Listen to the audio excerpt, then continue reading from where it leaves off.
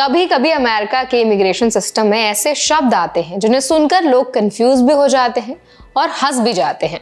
जैसे Elon Musk ने हाल ही में मजाक करते हुए कहा, मेरे पास सरकार से प्रूफ है कि मैं एलियन हूं क्योंकि मेरे ग्रीन कार्ड में लिखा था एलियन रजिस्ट्रेशन। ये लाइन सोशल मीडिया पर खूब वायरल हुई है। लेकिन इसी मजाक के जरिए हम एक बहुत जरूरी चीज समझ सकते हैं, अमेरिका के इमिग्रेशन सिस्टम में एलियन शब्द का मतलब क्या होता है और क्यों वही शब्द I-130 petition for alien relatives जैसे फॉर्म में भी इस्तेमाल होता है। आज इसी वीडियो में हम 3 बड़ी बातें आसान भाषा में समझेंगे। पहला, एलोन मस्क की इस वायरल एलियन रजिस्ट्रेशन लाइन के पीछे असली मतलब क्या है। दूसरा, अमेरिका का I-130 फॉर्म आखिर है क्या और इससे भारतीय परिवारों पर क्या असर पड़ता है। और तीसरा, इंडिया से आने वाले कपल्स फैमिलीज को I-130 ग्रीन कार्ड और स्टेटस चेंज में कौन सी सावधानियां जरूर रखनी चाहिए। तो चलिए फिर जल्दी से वीडियो को शुरू कर देते हैं। हाय, मेरा नाम है वर्षा दुबे और आप मुझे देख रहे हैं NBT टेक एड पर। एलोन मस्क ने अपनी बात मजाक में कही, लेकिन सच है कि अमेरिका किसी भी नॉन सिटीजन को एलियन कहता है। यही शब्द ग्रीन कार्ड की लैंग्वेज में आता है और यही शब्द I-130 फॉर्म में भी लिखा होता है। एलिजिबल एलियन रिलेटिव यानी अगर आप किसी रिश्तेदार को यहाँ बुलाना चाहते हैं तो वो USCIS की नजर में एलियन रिलेटिव कहलाते हैं। ये कानूनी शब्द है, इसका आउटर स्पेस एलियन से कोई भी लेना देना नहीं है। इसी बैकग्राउंड को समझकर हम I-130 का असली मतलब समझ सकते हैं। I-130 अमेरिका में फैमिली बेस्ड इमिग्रेशन की सबसे पहली सीढ़ी होती है।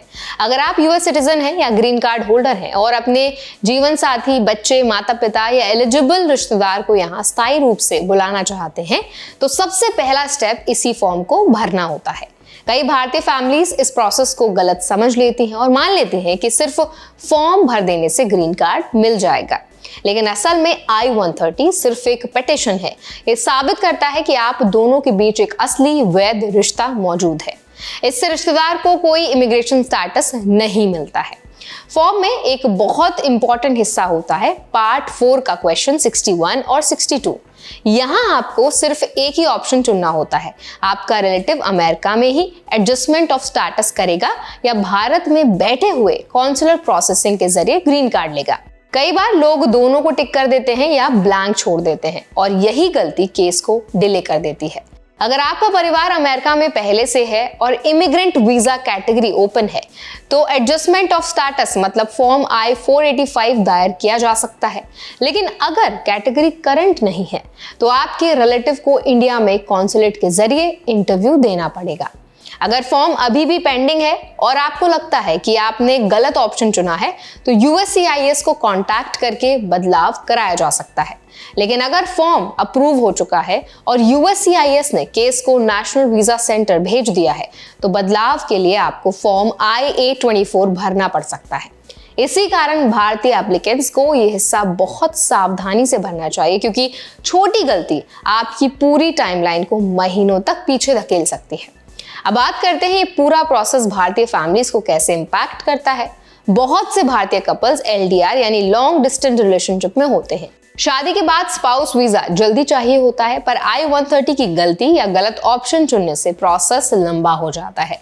अगर आपका स्पाउस अमेरिका में है तो ये ध्यान रखना जरूरी है कि सिर्फ I-130 अप्रूव होने से स्टेटस लीगल नहीं हो जाता, उन्हें उनके करंट वीजा रूल्स का पालन करना ही पड़ेगा।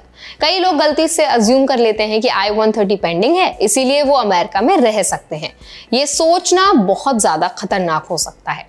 इसीलिए आज के समय में इंडियंस के लिए जरूरी है कि वो 2 चीजों को साफ रखें। पहली, I-130 एक रिलेशनशिप प्रूफ है, ग्रीन कार्ड नहीं है। और दूसरी, आप एडजस्टमेंट ऑफ स्टेटस चाहते हैं या कॉन्सुलर प्रोसेसिंग, ये बहुत साफ तय कर लें। यही वजह है कि अमेरिका बार बार ये भी याद दिलाता है कि गलत मैरिज या वीक डॉक्यूमेंटेशन को आसानी से फ्लैग किया जा सकता है।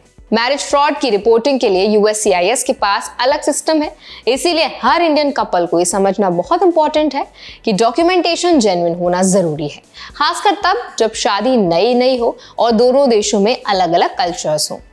एट लास्ट ये समझना बहुत इंपॉर्टेंट है कि अमेरिका में हर साल लाखों I-130 दायर होते हैं और कंपटीशन बढ़ता जा रहा है। इंडियंस को खास तौर पर टाइमलाइन, वीजा बुलेटिन और प्रोसेसिंग चेंजेस पर ध्यान देना चाहिए ताकि छोटी गलती की वजह से सालों की सेपरेशन ना झेलनी पड़े। चाहे आप अपने स्पाउस, पेरेंट्स या चिल्ड्रन को बुलाना चाहते हो।